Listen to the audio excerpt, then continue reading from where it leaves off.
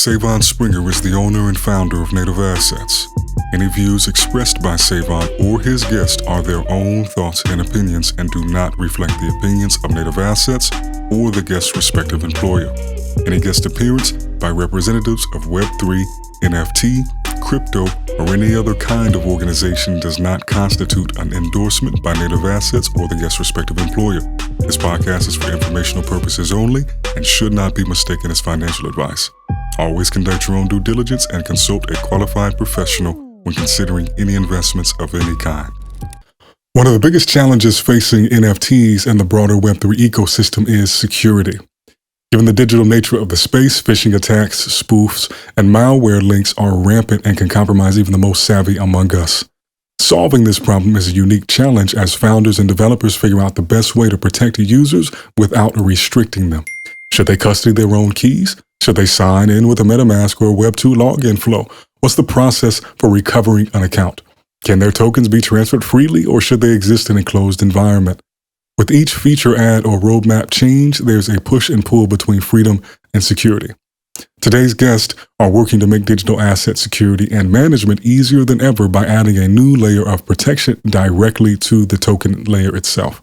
Please welcome the co-founders of GRAPL, Dylan Rutledge and Rylan Hartley. Gentlemen, welcome to the show. Thanks for having us. Happy to be here. Yes, thank y'all for making the time. So if we could, just 4 or 5 minutes high level explaining what GRAPL is and why you all decided to build GRAPL and the problem that you all are solving, because there's a lot of pieces here and some of them are more or less evident depending on someone's degree of technical know-how. Mm-hmm. Yeah, definitely. So I mean, to kind of begin, like we started in this space trying to figure out how to kind of take some physical items and put them on chain. When I first approached Dylan about getting started on a project, the original project was going to be called GRAPL. GRAPL is now sort of a play on that original title. And originally we were going to be just selling sort of collectibles, high value comics, just on chain, and looking at different solutions for such. As we got into trying to kind of create our workflow with that brand, we realized that there are still a number of things that could be problematic for people who are bringing physical items on chain.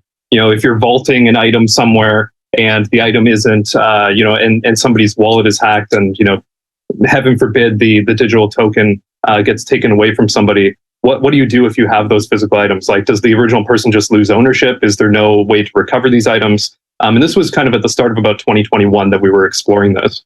And it didn't really seem like there was really any great ways to secure a token itself. Wallets have come a long way with multi-sig and obviously other social recovery methods. Ardent, Gnosis Safe, they're doing fantastic work on that front. But there still isn't really any form of governance on tokens themselves. There's no way to really change the state of a token. And we saw this as sort of a huge hurdle with some of the things that we were trying to create. So as we were going through this process and, kind of just brainstorming different solutions in our smart contracts for this, we started seeing a number of other Phygital marketplaces come into the fold, right? Things like Alt, there's a number. And I think, it became quite a trend. So I think that we sort of decided to make a pivot fairly early on in our process and say, it would be great to build some utility that these sort of platforms can use. And that was kind of the genesis for creating what is now GRAPL, which is really the ability to lock and unlock a token with governance. It's sort of like it's a more flexible format for an SBT, really, like a soulbound token. And we're seeing a lot of different applications that this can apply to. And we've really become more of a utility or infrastructure company with that change in direction. I don't know if there's anything that Dylan maybe wants to add to that, but yeah. Yeah, I mean, it's Rylan really did highlight it all there really well. It was coming from that place of, like anything with entrepreneurial spirit, like solving that problem. And we really looked at the problem in the space of to go all the way back, like he was saying in 2021, we were sitting in my basement and Rylan is a very technical person and I'm not a very technical person. So Rylan, I can't even remember the way he described it, but he had this very long-winded technical, like, it'd be really great if we could do this with the token. And I was just like, yeah, like an on and off switch, like a light switch. And I was just like, yeah. And then we shelved it for a bit because we were just like, well, this is a really cool thing, but where do we go? And it was months and months of us really exploring that kind of Phygital connection, and figuring out ways to really bring the physical world into the digital world more and more, to gain that sense of just meshing it all together. And then we just, by pure luck, everything happens for a reason, we kind of ended right back up at that thought as we kept going, as we realized, well, this is a legitimate problem with the Phygital space, is that ability to just have the token taken from you. You lose ownership of a physical item, and it's just ramped up and scaled up considerably from there to where we are now, where it's really allowed us, coming from that space of trying to do something Phygital, to then approach Phygital projects, and it goes beyond Phygital projects, but really approach these Phygital projects and validate what we're doing, because we'll talk to these projects and we'll be like, okay, so what's your guys' security layer? And the common answer we got, which is concerning, but it highlights an issue in the space, is, oh, it's a risk of the space. If you're dealing in this space, that's part of it. And Rylan and I really looked at each other, hearing those kind of things from these projects, and we're like, well, we're on the right path. Yeah, and I think that's a really important delineation to make, right? Because if somebody is getting this token as their means or their entryway to get access to this physical item, but it's inherently linked to that digital component, it's weird too, because somebody can easily fish the token, but they can't easily get the Phygital component. So, in certain situations, somebody may have a Phygital item that it can't be revoked from them. But in certain situations, I've seen with particular NFT collections where they might do the thing with the trading card where, hey, you can scan it with your phone and then there'll be like an AR or VR sort of thing. Those functionalities can be turned off if you don't have it in your wallet anymore. So would you say the GRAPL, when it comes to Phygitals, because I know you said it's beyond that, and I want to get into the kind of like on and off switch for SBT, because I think that's one of the more compelling components to it. Have you noticed that when you're talking to these different projects that have some physical item associated with it, they are more in the camp where the access is more or less triggered by having the token? Or are you also seeing the components where you need the token initially, the token allows you to redeem or to request access to the physical item? How do you see the difference in GRAPL being applied in those two different scenarios? Right. So, I mean, essentially, we've seen both of those scenarios with various marketplaces that we've spoken with. And we have two different types of vaults. I know that's going to be a phrase that's sort of new in this conversation.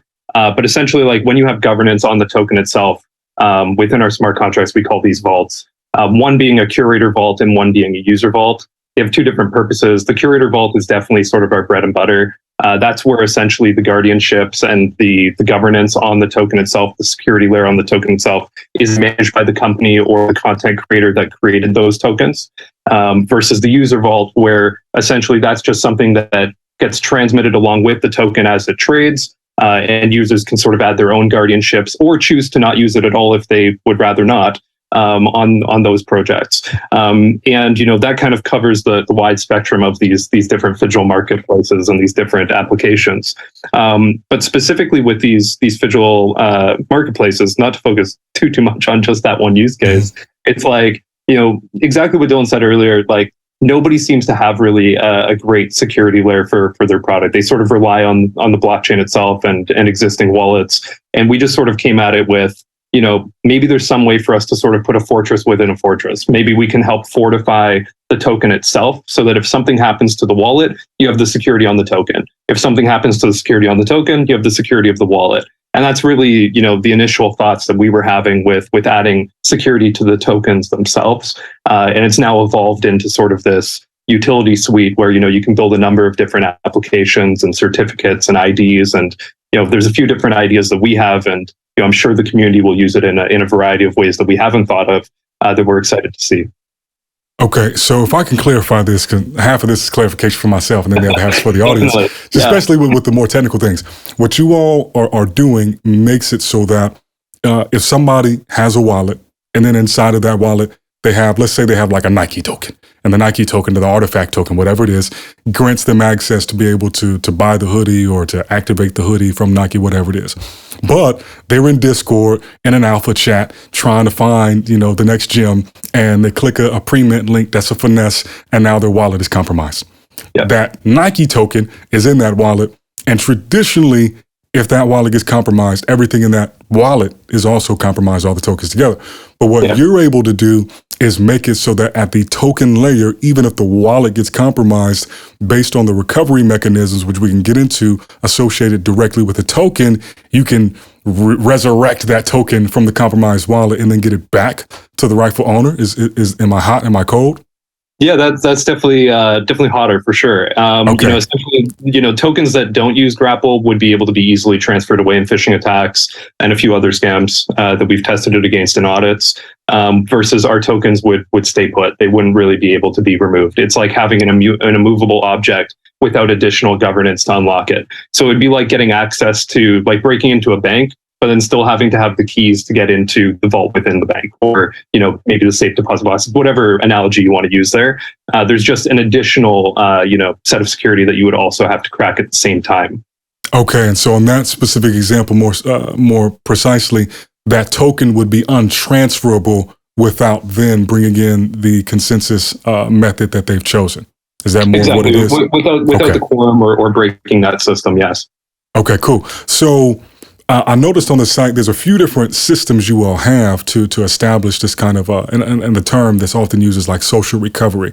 But it seems that there's like a social recovery system where you can say, hey, X many number of people need to sign off on the transaction, and then it can be transferred. And I think a lot of people are more or less familiar with that. What I thought was interesting is the proof of presence, or the proof of, it's POP, but basically you have to be in a physical location associated with it. So can you talk a little bit more about that component? Because I think that's particularly compelling, because that one's really hard to finesse, because I think this happened with the Ronin Bridge. That was like a multi-sig situation, but they made an elaborate scheme, and then they were able to compromise those other addresses and then spoof the signatures from those people, which is a lot more work. And, they were able to pull it off. So maybe kudos to them for their prowess. But if it's physically tied to a location where you actually have to be there geospatially, that's much harder to scam or to phish from the other side of the earth if you can't get to the physical place. So can y'all talk a little bit more about that component of it? Yeah, definitely. I mean, this might be a little bit of whiplash for your viewers, because I think there's a lot of concepts, a lot of high level concepts going on here.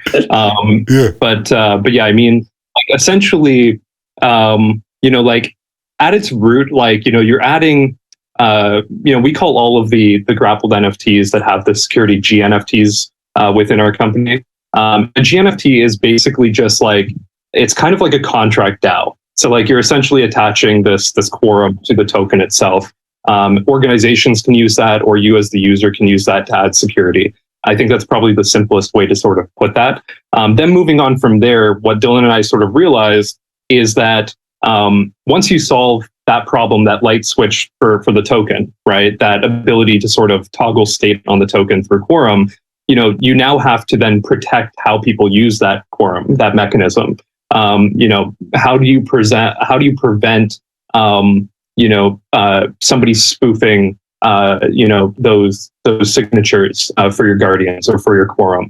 And we started going down the line of, well, what technologies exist right now to sort of solve for humanity, personhood, and there's a number of great applications in the space solving for proof of humanity and personhood. And there's a few different things that we have our eyes set on with growing this project. And one of the first things that we attached was actually the ability to link physical location to the quorum signatures. So now, like you're saying, you have to be geospatially involved in the actual signature. We see this as a really great application for like hypersecurity. This isn't something that you need to do every single time you GRAPL a token. This isn't something that certain users will ever have to do.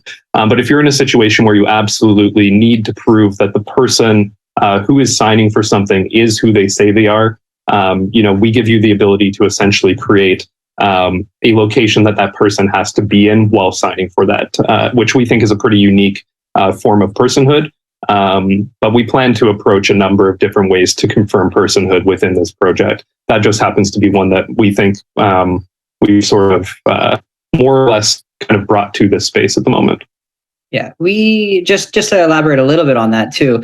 We're dorks, you know. It started as like Rylan came up with this idea one day as we were kind of just sitting there talking. He's like, "This would be really cool. It's kind of like a port key from Harry Potter, right?" And that's the thing he kept throwing out at people. And I was just like, "Man, you know, it's fitting." But yeah, like you said, at the end of the day, we're dorks too. So we're like, this would be really cool. And this is a way that we can, you know, work like a Harry Potter reference into conversations when we talk. Yeah, because I mean, really what you're doing is you're able to really, in theory, you know, through this tech, you're able to sort of turn any physical item, any physical location into a secret password that you only share with your quorum. So, I mean, that's kind of an interesting way of putting it. Definitely the port key conversation has been brought up.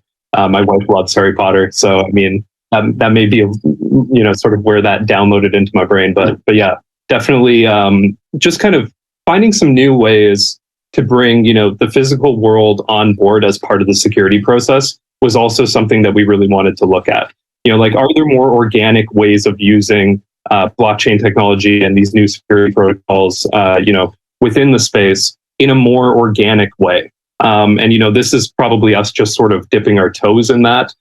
We have a few things coming down the pipeline with, you know, with our own ID product that is pretty exciting, that we'll be directly using some of the stuff that we're creating at the moment. That's awesome. I would love to get into that to the extent that y'all can talk about it. So we can either jump there now, or we can talk about how someone can use, I know, like you said, there might be some whiplash. I trust the audience, man. They got their seatbelts on. They ain't worried about it. We try to cover ground. So the thing because we met through a call that we had where we were talking about, you know, Palm and this sort of tooling. And one of the things when it hit me was like, oh, this is a way to make any token a soul-bound token. And so when you look at what GRAPL provides, what would you say is because to me, I think a lot of people, they hold value in the optionality of something, right? Mm-hmm. And I think part of the issue that we've seen in the conversation about soul-bound tokens is, you know, once you do it, how permanent it is. And so what would you say to the people who think that is the route to go, or rather the advantages of going the default soul-bound token way versus using something like GRAPL and the flexibility that provides you to still get the outcome that you might be seeking from that kind of premise or that idea of a soul-bound token, but why GRAPL makes that possibly a more elegant solution? Yeah, definitely. I mean, for starters, I mean, a GNFT can do exactly what a soul-bound token can do on the security premise and sort of on the non-transferable application premise. But you're absolutely right, Sae'Von. The token doesn't have to be soul-bound.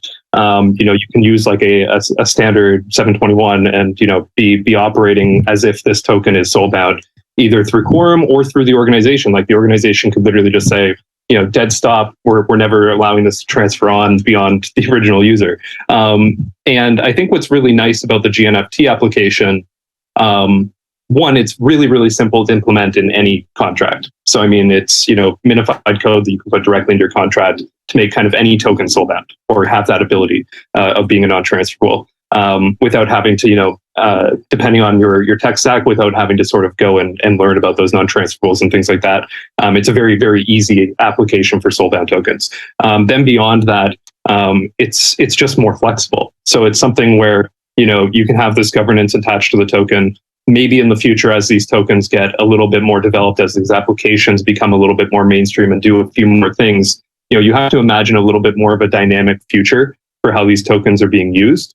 And I think that, you know, thinking around that corner, you know, there may be instances where you very much want to store different information or be modifying these tokens along the way. Now, if you have something that is a soul-bound token, the only way to sort of, you know, reissue that token in an instance of recovery, rather, would be to essentially burn the token and reissue it. Whereas in this instance, you could use your quorum, your guardianship to actually transfer that legally to a new wallet. There will be some systems in place for that. It just provides the content creator with a little bit more utility than a standard SBT would provide. as well as a little bit more flexibility and governance on the token itself, rather than just simply saying, here's your token, it's an SPT, great, you have this non-transferable. Now you can actually have, like I said, sort of that like DAO-like governance on the token itself as it gets transferred. I hope that sort of answers your question. But yeah, they're very, very similar in nature, but I think their intent is a little bit different. Yeah, go ahead, Dylan. Yeah, I was just going to kind of elaborate there too, where not everything needs to be a soulbound token, but it'd be really nice to have the perceived protection that comes from having something being immovable, right? Our goal, and this is something Rylan and I, quite literally every single time he and I get together, it's always a reaffirmation of that. We want people to feel trust from using our product, right? We want to not only regain trust from lapsed users in this space, because you hear that all the time, where there's people who've fallen out of the space because of the lack of security, but also for people who are looking to get into the space to help with an onboarding issue within the space and get people to feel comfortable, because that's your narrative around any sort of digital asset that you see right now, right? Is all you hear is about the rug pulling, all you hear is about the phishing scams. You hear all these stories, and when you talk to a layman user, they have no desire to enter the space because it's like,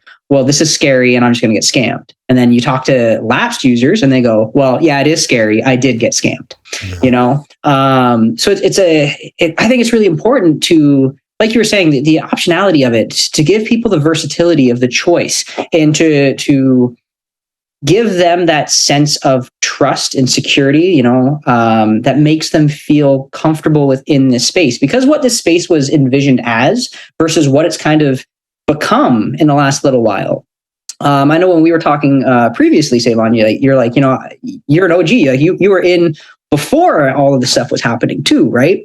So I'm sure that even in your own regard, and you can speak to your own credit on this too, that what the idea of this whole space was going to be versus where it's gone in the last 2-3 years, it's a little murky. It definitely got a little murky there. And that's the dream. That's the goal, is definitely to provide flexibility that something like an SPT doesn't necessarily provide to you, but still providing the security that can come with having like an SPT.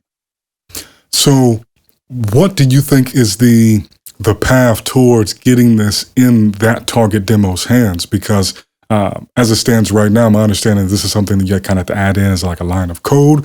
But what are the plans to make this something where someone who has recently come in, if we're thinking about that sort of person who might be afraid of the space, I imagine they may not, know anything about their private keys. They may not have a hardware wallet. So if the goal is to help them, do you do that by trying to go upstream and have people build this in so that it's already in place before it hits them and then they worry about that user experience?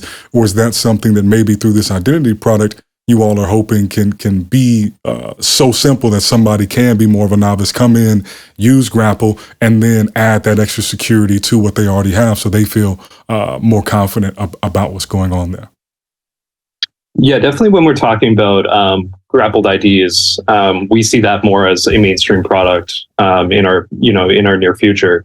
When we talk about just the token locking specifically, at the end of the day, we're an infrastructure company for other Web3 platforms. So we hope that we can get to a point where those platforms and that part of the conversation dissolves a little bit. And those platforms can actually just start to really represent what they mean by being a part of this space and saying, we are trustworthy, we have security. Just like Owen was saying at the start of the conversation, not having to go to every marketplace and having them say, oh, you live and die by that sword of being part of, the crypto space or being part of, the NFT community. Hopefully that conversation can sort of start to leave the space, and we can start to say, okay, we have real options to just really secure these products. We have options to actually build this trust layer for the internet. SPTs were a really, really great start to that. Adding a little bit more utility to something like that is, I think, sort of the next piece, and being able to bring in, levels of governance on these things. I think that there's, hopefully that conversation shifts a little bit over the next 4 to 5 years in this space. But, as with many, many things, you look at the internet, you look at, Web 1, Web 2, now Web 3. I think what's fascinating is oftentimes the intent and where these things start. the intent has always been to add trust and add sort of this trust layer, whether it be on DeFi or on other applications that are, surrounding the blockchain in general. But we haven't really reached that point. There's much more work to do before we can get to a place where we can truly say that, blockchain products are actually adding trust and adding security that's of value to everyone, and that it's invisible enough and, implemented in a way that people don't have to consciously be worried about it all the time. I think we'd really like to see in our roadmap getting to a place eventually where these products sort of exist in the background and you feel secure using Web3 because these things are in place across many different applications. And hopefully consumers start to demand these things and start to ask those questions of different marketplaces, of different projects. And I think this needs to be a broader conversation around trust in the space and kind of getting back to those original origins of, why this technology was, supposed to be existing in the first place. Yeah. And I think there's this inherent degree to it, right? Where like when we think about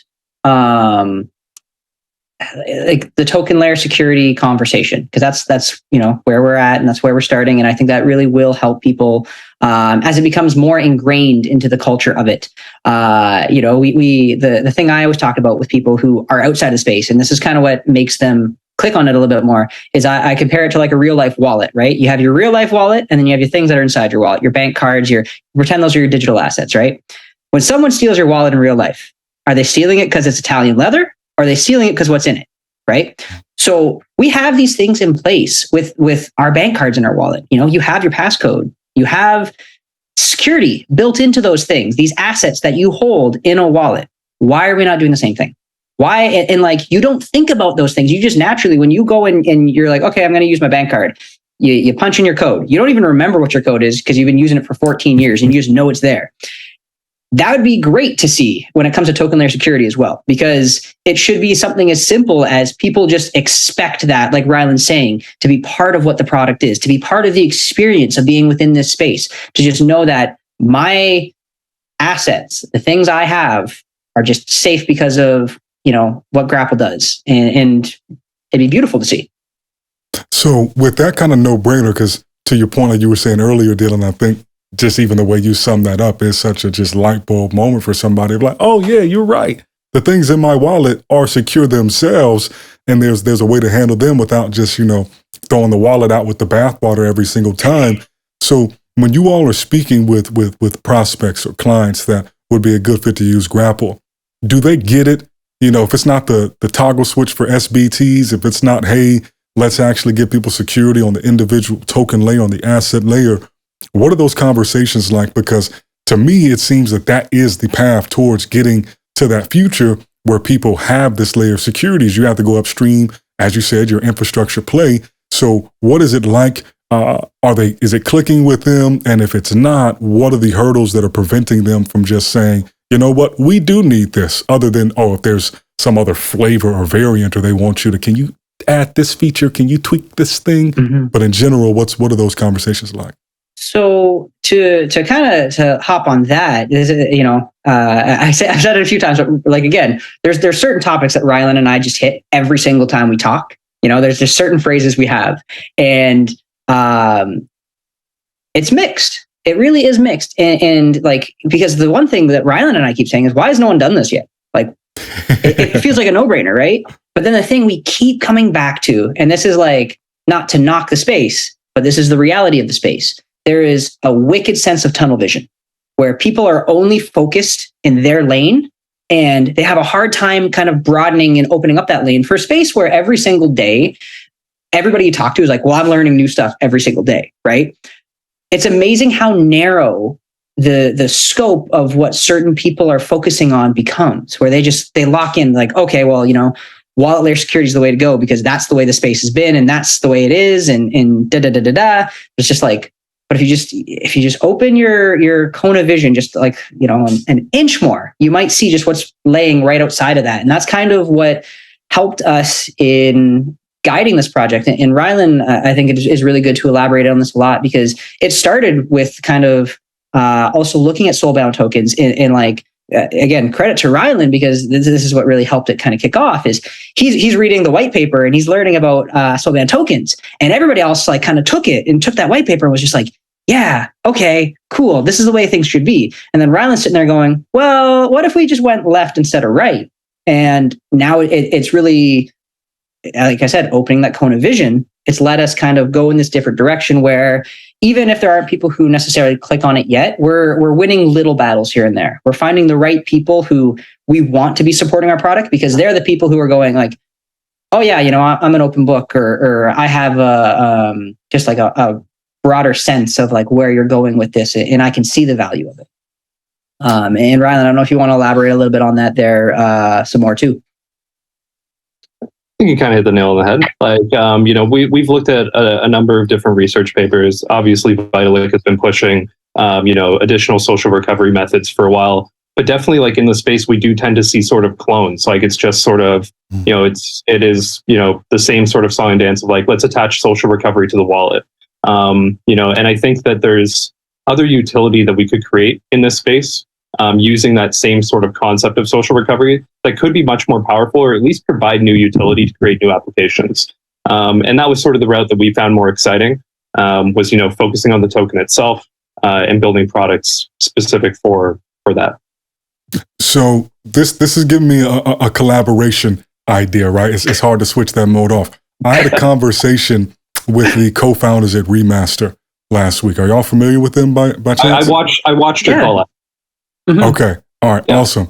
So it makes me think about just that, like really breaking things down on the token layer. For anybody who maybe hasn't heard it yet, what Remaster is doing is they're allowing two different things to be unbundled, right? And I think that's a term people who follow tech. Usually there's a wave where you bundle a bunch of shit, and then a wave where you unbundle a bunch of shit. And those are like the unicorns. It depends on which, where the wave is.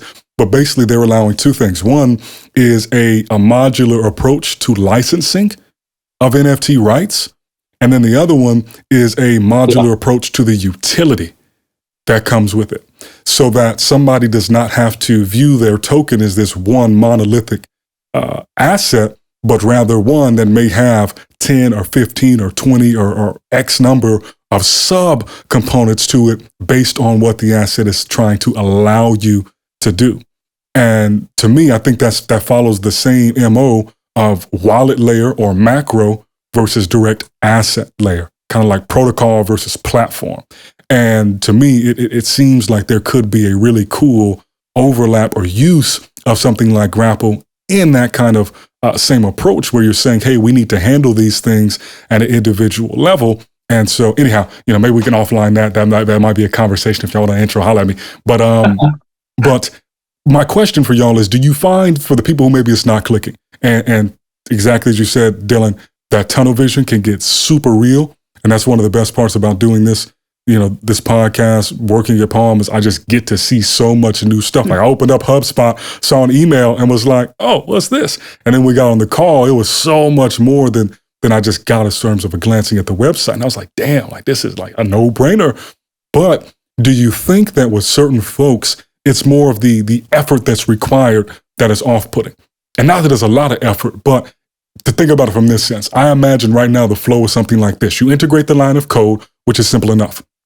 But then to actually handle, that quorum or the permissions, or if you do need to move it, now you have to pull up whatever the dashboard is to interact with GRAPL and then say, hey, we want to all agree and we can move this thing over. So do you think that is where some of the hesitation or pushback might be coming, is that a lot of things that get built at the wallet level just gets kicked over to MetaMask to deal with, and it still is like press sign on the transaction flow, and so it doesn't really change anything from the UX, whereas using something like GRAPL, perhaps in its current iteration, there might be one or two extra steps that might add 2 minutes to the flow of actually getting something done. Do you think that's part of the aversion for some people? Definitely. And that's something that we were approached with very early on with potential clients. And something that we're actively working on in the background is more of a PayPal style workflow for signatures. And I think that there's going to be a long way that has to go within the community, and with getting people educated about these sort of projects and, around social recovery and things like that. But I think definitely from a usability standpoint, the more slick and easy to use it can be is definitely a part of our MO. Like, we want it to be really, really simple. We want it to feel integrated with these other platforms. We want it to feel as simple as, like I was just saying, like a Stripe or PayPal directly within these other applications.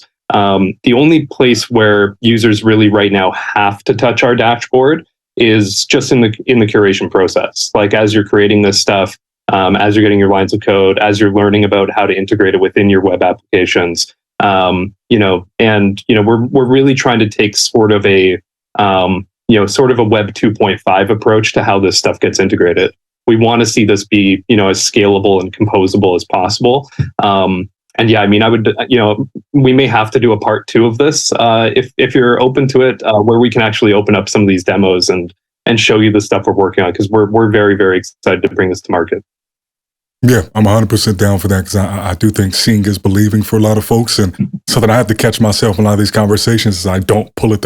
Even with the remaster episode, I got done recording and was like, damn it, I didn't ask, how does it plug into the front of the smart contract? In the back, is it its own platform? Can somebody build something on it, take it away from that platform? Is it still going to behave in the same way? Do you have to go to one central place to handle the curation, so to say, as with the GRAPL situation? And I think that is what is prevailing right now, is this idea that the best way from a user experience standpoint is what people are already familiar with.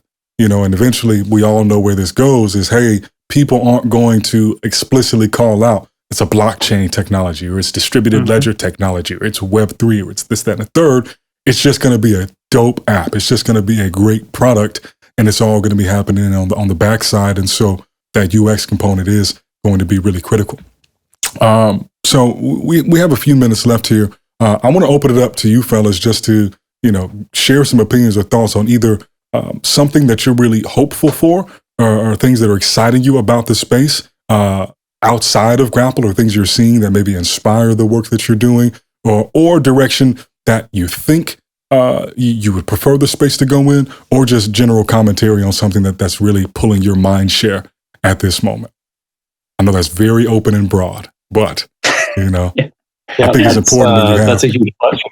I mean, in terms of the way the space needs to go, I think we did kind of highlight it a little bit already, and it really does lie in the core tenets of what we're trying to do. And maybe Rylan, you can elaborate a little bit on those 4 kind of core tenets that you build off with the dev team. But at the core of it, it's about trust, and it's about kind of getting this space back to what I think the early idea of what it could do for people is. And it can do so much good for so many people. It really can. And it's a shame that there's just so much when if you go to a layman person and you say the word NFT, they turn their nose to you immediately. I have it all the time in my day-to-day life where, like, even now people ask me, it's like, oh, what do you do for your living? And I have to like almost dance around the word NFT with them, because like the second you say NFT, they just go and go like, oh, okay, you're one of those guys. You're a scammer. It's like, no, not at all, right? We see great value in the utility that comes with having an NFT, the storytelling that can come with an NFT. There's so much good in this space, and it's unfortunate that there's just the vocal minority, or the vocal majority, I guess technically at this point, can really detract from it. It becomes this whole thing where when you speak about it, it doesn't even become a matter of trying to convince people about being in the space. More so, you have to speak with conviction about what you're doing, and that's really what we're trying to do is speak with a lot of conviction towards GRAPL and what GRAPL can do. And if you're outside the space, getting people to understand, well, like, this needs to happen in this space, and it's going to be a commonplace thing, we hope, within the space at a certain point, where having that expectation of a token layer security and what it can do for you, and the level of trust and ease it can kind of present to your life. But before I keep rambling, Rylan, I kind of teed you up and then I went away from it. The 4 tenets and whatnot, if you want to kind of go on that, or wherever you want to take it, go for it. I mean, sort of. I think, like, for me, it's a broader conversation about how we as humans use digital products. So You know, like if I really think back, I mean, I'm going way back. I'm not that old, but I mean, I was about 10 years old when I got my first computer that had the internet, right? And I remember like the first time booting that up. It was a terrible like gateway computer. It was awful, but booting it up and like getting onto like, you know, the internet and being on a browser for the first time and just like, you know, sort of this like cracking the egg moment for me where I was like, wow, like what a realm of possibility. Like this isn't this crazy centralized thing. Like, you know, at the time, like, you know, I'd be ragging on my parents that they still had cable and I would be streaming stuff online. And, you know, it was sort of this like, you know, it was almost like, you know, there was sort of, in my opinion, sort of like a glory days of the internet, like before where we're at now, where like things were much more free and open. There were much less regulations around these products. And slowly over time, since about 2005 till now, you know, the internet has started to become very corporate, started to look very, very centralized, started to look a lot worse than what cable looked like back then. It's very different when I log onto my computer now and go on to different social media networks and use different digital products on a day-to-day basis than it was when or at least how I remember it when I was that age. You know, it used to be like, you know, this beautiful valley that you could do anything in. And now it's sort of like, you know, there are gatekeepers to that valley and it's got, you know, a picket fence around it. And there's a lot of things that, you know, as sort of a, you know, I guess I'm a little upset that maybe my generation let happen. And, you know, looking at Web3, what got me really excited was that, you know, it was sort of a chance to start over in a way, you know, or build on that idea from when I was 10 years old. Like I got that same sort of excitement looking at Web3. You know, as I did back then. And in my gut, it was like, wow, like this could be a way to start to bring trust and decentralization back to these digital products and start to, you know, own things about your identity and own the way you use the net and all sorts of things that, you know, really were part of the initial white papers from the 80s about how the internet should have operated. So I think there's this really sort of like, you know, Web3 is sort of, in my opinion, a way for the internet to get back to its nature. And, you know, there's a real great opportunity right now, but without the right tools, without things being considered, without this additional work being done, you know, it'll fall by the wayside. And I think that in the last few years, we've seen that in this space, you know, with some of the activities that have gone on, with, you know, the amount of investment that's come into the space because of the hype. You know, I think that it's, you know, it's very much strayed from its original path. And I think that, you know, people need to focus on creating products that help it get back to its true intent. And I'm very interested in any application that's doing that. And I hope that our application is one of those applications that is, you know, hopefully staying true to that core premise of what Web3 is intended to be. And to that end, like you said, if we're going to get things to really realizing the full potential of what Web3 is supposed to represent, which to me is openness, accessibility, that permissionless, which is a weird word for people who are really outside the space because it seems counter to what it actually means, permissionless. And it's like, no, it means that you can really trust it all because it's just how it's, you know, there's none of that in between. But last question for both of you. For anybody who wants to build something in this space, whether they want to be a founder, or they want to be a dev, or they just want to work in this space, what advice would you give to those people? Oh boy. Find a Rylan. That's my advice. You know, like, make sure you have the right people around you to really, on both sides of the relationship, support the vision of what you want to try to do, but also support you. I think that's a very important thing kind of in the partnership Rylan and I both have is we support each other. Like I said, I'm not a very technical person. My background, I was selling comics before entering this space, right? And I'm sure some people hear that and be like, that's okay, sure. But that was a battle I had back when I sold comics for a living too, right? And now I'm in this space and it's the same thing. You're always kind of answering this expectation of what other people have of you. And it's just like, forget it. Find the right people, surround yourself with the right people. And have that ecosystem that empowers you, encourages you, pushes you to work on the things you're passionate about. And that's more a life thing, I think, than even just specifically to Web3. But having that makes it very easy to come into this space and do it confidently. Yeah. And I mean, as a founder, like, and other founders will get this, you have to take so much on the chin, like with any project that you start, right? Like, and, you know, don't get discouraged by that. I think that the main thing is like this space has become very, very busy and populated in the last while. It moves very, very quickly. It can be kind of daunting.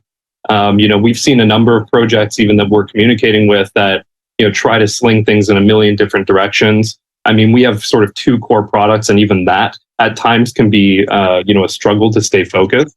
And I think, you know, if I could distill it down to one core principle, it would just be, you know, with what you're building, what you're focusing on, why you're doing it, the other people you're finding, it's like, just be true to yourself. And that really, you know, sums it up for me is, you know, I think that would be the only thing that you have to ask yourself is, you know, is this product, you know, something that is helping me be more, you know, myself in this space, or, you know, are these people helping me amplify the really great parts of myself, or, you know, whatever. But at the end of the day, you got to just be true to yourself. This has been really awesome, y'all. Aside from just all the technical stuff, you both have really great grounding, calming, and complementary energy to each other. Appreciate it. So this has been awesome, and I really think that people can get a lot of that advice y'all gave, because often the best advice is life advice that then you can, you know, selectively apply to a more narrow use case. So if you could, Dylan, Rylan, both let the people know where they can find you individually if they want to get in touch, as well as how they can get in touch with GRAPL and maybe get set up to get a product demo if that's something they want to do. Yeah, sure. Absolutely. So, I mean, you can definitely select from our Calendly on grapl.org at the moment. And, you know, as we get into the ID side, that'll be at grapl.id. But definitely feel free to reach out to us. Are you able to put anything on screen? I could get you like a personal email or number. I don't mind anything. I think anybody who has interest in what we're doing that shares a similar passion, you know, we're very open to having those conversations at this point. You know, quick calls to sort of get introed with people, 5-10 minutes. That never hurts. And I think there's lots of interesting stuff going on here. So any way that with podcast you want to, you know, showcase that, we're happy to be a part of that. Perfect. All right.